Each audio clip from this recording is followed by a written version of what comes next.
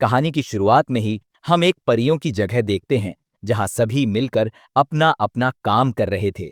यहाँ की हर परी के पास अलग अलग शक्तियां थीं।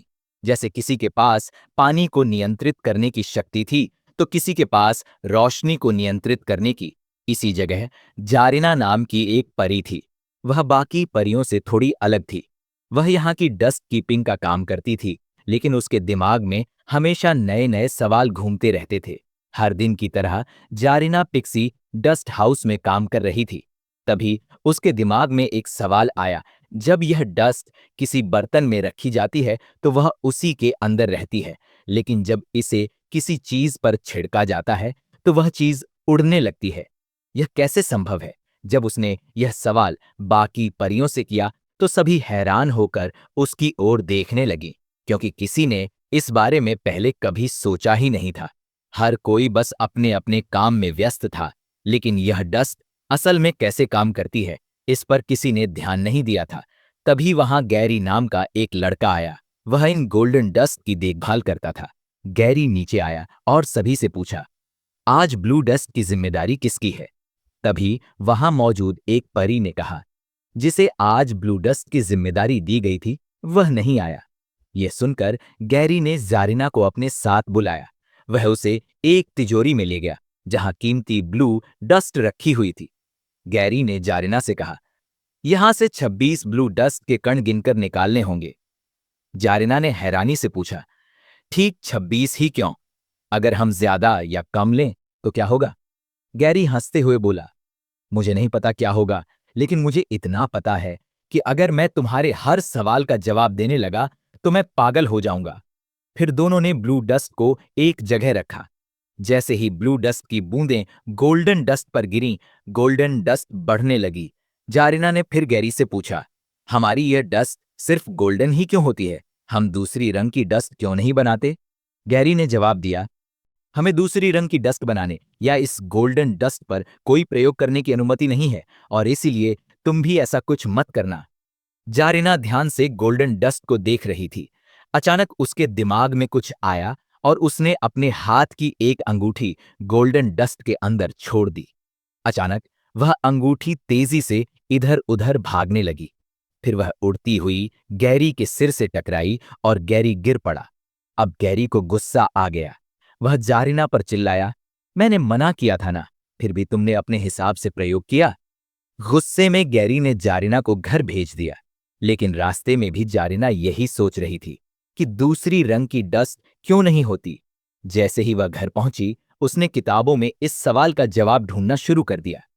किताबों में भी इस बारे में कुछ खास नहीं लिखा था, तो उदास होकर जारिना बैठ गई। तभी कहीं से एक ब्लू डस्ट का कण उड़ता हुआ आया और उसके सामने गिरा। यह देखकर जारिना फिर से उत्साहित हो गई। उसने ब्लू डस्ट के साथ अलग अलग प्रयोग करने शुरू किए। ऐसे ही उसने ऑरेंज कलर की डस्ट बना ली जो रोशनी को नियंत्रित कर सकती थी। अब जारिना को समझ आ गया कि डस्ट का रंग बदलने से उसकी शक्ति भी बदल जाती है। इस खोज से उत्साहित होकर वह तेजी से पिक्सी नाम की परी के पास भागी और उसे अपनी नई खोज के बारे में बताने लगी। जारिना पिक्सी को अपने घर ले आई और उसे ऑरेंज डस्ट दिखाने लगी। फिर उसने कुछ और चीजें मिलाकर बैंगनी रंग की डस्ट बना ली जो हवा को नियंत्रित कर सकती थी। पिक्सी यह देखकर दंग रह गई, क्योंकि आज तक किसी ने डस्ट पर कोई प्रयोग ही नहीं किया था। लेकिन जैसे ही जारिना बैंगनी डस्ट लेकर कमरे के दूसरे कोने में जा रही थी, वह गलती से ठोकर खाकर गिर पड़ी। उसके हाथ से डस्ट गिरकर पास के एक छोटे से पौधे पर लग गई। देखते ही देखते वह छोटा पौधा एक विशाल दैत्याकार पेड़ में बदल गया। वह हर चीज को नष्ट करने लगा। साथ ही गोल्डन डस्ट बनाने का सेटअप भी टूट गया। यह सब देखकर गैरी तुरंत वहां आ गया।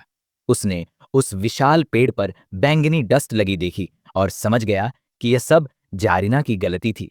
पूरा क्षेत्र तबाह हो चुका था, तो सभी परियां जारिना से नाराज हो गईं। यहां तक कि परियों की रानी भी वहां आ गईं। उन्होंने गुस्से में कहा कि जारिना को राज्य छोड़कर जाना होगा, क्योंकि उसे साफ मना किया गया था कि डस्ट पर कोई प्रयोग नहीं किया जाए। जारिना ने अपनी चीजें एक बैग में डालीं और भारी मन से उड़कर राज्य छोड़ दिया। उसे खुद भी अपनी गलती पर बहुत बुरा लग रहा था। 1 साल बाद अब इस जगह पर एक प्रतियोगिता का आयोजन हो रहा था, जहां सभी राज्यों की परियां आकर अपनी प्रतिभा दिखा रही थीं। वहां पिक्सी समेत बाकी सभी परियां मौजूद थीं। प्रतियोगिता शुरू हुई और सबसे पहले बर्फ की परियां आईं। उन्होंने एक शानदार नृत्य प्रदर्शन किया। पूरा राज्य उनकी प्रतिभा देखकर बहुत खुश था। वे सभी समारोह का आनंद लेने आए थे और उनमें से एक परी, जिसका नाम बिंग था, समारोह की शुरुआत में उठकर वॉशरूम गई। कुछ देर बाद वहां जरीना दिखाई दी, लेकिन उसके कपड़े पहले से काफी बदल चुके थे। वह समारोह स्थल के चारों ओर उड़ने लगी और चारों ओर गुलाबी धूल बिखेरते हुए विशाल गुलाबी फूल खिलाने लगी। जैसे ही फूल खिले, वहां और भी ज्यादा गुलाबी धूल निकलने लगी और सभी के ऊपर फैल गई। यह देखकर वहां मौजूद सभी लोग बहुत खुश हो गए। वे सोच रहे थे कि यह शायद समारोह का ही एक हिस्सा है। यहां तक कि परियों की रानी को भी लगा कि यह सब सामान्य है, लेकिन पिक्सी और उसकी साथियों को कुछ गड़बड़ लग रही थी। इसीलिए वे पहले से ही एक लकड़ी के बॉक्स में छिप गए थे। इस गुलाबी धूल की वजह से समारोह में मौजूद सभी लोग बेहोश होकर गिर पड़े। इस मौके का फायदा उठाकर जरीना डस्ट हाउस से ब्लू डस्ट चुराकर भाग निकली। जब बिंग वॉशरूम से बाहर आई तो उसने देखा कि समारोह में मौजूद सभी लोग गहरी नींद में सो रहे हैं। उसे समझ नहीं आ रहा था कि वहां क्या हुआ। तभी उसे पिक्सी और बाकी परियों की आवाज सुनाई दी, जो अब भी लकड़ी के बॉक्स में बंद थीं। बिंग ने सभी परियों को बॉक्स से आजाद किया। बाहर आकर उन्होंने देखा कि हर कोई गहरी नींद में सो रहा है। यह देखकर परियों को यकीन हो गया कि जरीना यहां ब्लू डस्ट चुराने ही आई थी। जब वे डस्ट हाउस पहुंचे तो देखा कि जरीना सच में ब्लू डस्ट चुराकर ले जा चुकी थी। यह देखकर सभी डर गए, क्योंकि अब उनके पास गोल्डन डस्ट बनाने के लिए ब्लू डस्ट नहीं था। अगर गोल्डन डस्ट नहीं बनी तो वे उड़ नहीं सकते थे। बिंग ने तब कहा कि उसने जरीना को नदी की ओर जाते हुए देखा था। पिक्सी ने बिंग से कहा कि वह बाकी परियों की देखभाल करे और खुद अन्य परियों के साथ जरीना को खोजने निकल पड़ी। कुछ दूर जाने के बाद उन्होंने जरीना को देखा, लेकिन उसकी स्पीड बहुत ज्यादा थी, इसलिए वे उसे पकड़ नहीं पाए। जब वे समुद्र के किनारे पहुंचे तो उन्होंने देखा कि जरीना समुद्री लुटेरों पायरेट्स के साथ एक नाव में जा रही थी। यह देखकर पिक्सी को लगा कि शायद पायरेट्स ने जरीना को जबरदस्ती पकड़ लिया है। उसे बचाने के लिए पिक्सी और बाकी परियां पायरेट्स के जहाज के पास पहुंची, लेकिन वहां का नजारा देखकर वे चौंक गईं। असल में जरीना ही पायरेट्स की कैप्टन बनी बैठी थी। इसके बाद सभी परियों ने मिलकर पायरेट्स पर हमला कर दिया और जरीना से ब्लू डस्ट छीनने की कोशिश करने लगीं। अंततः उन्होंने जरीना से ब्लू डस्ट छीन लिया और वहां से जाने लगीं। तभी जरीना उनके सामने आ गई और फिर से ब्लू डस्ट वापस मांगने लगी, लेकिन पिक्सी ने उसे ब्लू डस्ट देने से इनकार कर दिया। तब जरीना ने अपने बैग से एक मिक्स कलर की डस्ट निकाली और सभी पर बिखेर दी। इससे सभी परियां नीचे गिर गईं और इस बीच जरीना ब्लू डस्ट लेकर वहां से भाग गई। इसके बाद के दृश्य में दिखाया गया कि जरीना की डस्ट के असर से सभी परियों की शक्तियां आपस में बदल गई थीं। जिनके पास पहले जो शक्ति थी वह अब किसी और के पास चली गई थी। इससे सभी परियों को बड़ी परेशानी हो रही थी, क्योंकि वे अचानक किसी और की शक्ति पाने के कारण उसे नियंत्रित नहीं कर पा रही थीं। अब पिक्सी की शक्ति बदलकर पानी नियंत्रित करने की शक्ति बन गई थी। इसलिए उसने पास की झरने के पानी को रोककर खाली कर दिया, ताकि बाकी परियां वहां से बाहर निकल सकें। लेकिन जैसे ही एक परी उस खाली जगह से बाहर जाने लगी, पिक्सी अपनी शक्ति नियंत्रित नहीं कर पाई और सभी परियां झरने से नीचे गिरने लगीं। इस बीच एक परी एक अंडे के ऊपर गिर पड़ी, जिससे अंडा फूट गया और उसमें से एक मगरमच्छ का बच्चा बाहर आ गया। क्योंकि मगरमच्छ का बच्चा सबसे पहले उसी परी को देखता है, उसे लगता है कि वही उसकी मां है। इसके बाद जो परी सबसे पहले झरने से बाहर निकली थी, वह ऊपर उड़कर पायरेट्स के जहाज की ओर देखने लगी। जहाज कितनी दूर है, यह देखने के बाद वह नीचे आती है और सभी को जहाज का स्थान बताती है। क्योंकि बाकी सभी परियां भीगने की वजह से अपनी उड़ान की शक्ति खो चुकी थीं, वे उड़ नहीं पा रही थीं। जो परी उड़ सकती थी उसने जल्दी से सबको मगरमच्छ के अंडे के खोल में बैठाया और पानी में तैराकर उन्हें जहाज तक ले गई। वहां पहुंचने के बाद उन्होंने देखा कि बाकी सारे समुद्री डाकू जरीना को अपना कप्तान बनाकर बहुत खुश थे। इसके अलावा जरीना उनके लिए ब्लू डस्ट, नीली धूल भी लाई थी, जिससे वे भी गोल्डन डस्ट, सुनहरी धूल बना सकते थे और उड़ सकते थे। यह सोचकर सभी बहुत खुश हो गए। असल में 1 साल पहले जब जरीना अपने राज्य से बाहर आई थी, तो उसकी मुलाकात समुद्री डाकुओं से हुई थी। उस समय जरीना ने उन्हें वादा किया था कि एक दिन वह गोल्डन डस्ट बनाकर उनके पूरे जहाज को हवा में उड़ा देगी। डाकू भी इस बात से बेहद खुश थे, क्योंकि अगर वे उड़ सकते तो कोई उन्हें पकड़ नहीं सकता था। वे आसानी से लूटपाट कर सकते और हवा में उड़कर भाग सकते थे। थोड़ी देर बाद वे एक द्वीप पर पहुंचे, जहां जरीना ने अपने लिए एक अलग डस्ट हाउस बनाया था। वहां जाकर जरीना ब्लू डस्ट की मदद से ढेर सारी गोल्डन डस्ट बनाने की कोशिश करने लगी, जिससे वह समुद्री डाकुओं के जहाज को हवा में उड़ा सके। इसी बीच बाकी परियां छिपते हुए उस कमरे में पहुंच गईं, जहां जरीना ने ब्लू डस्ट रखी थी।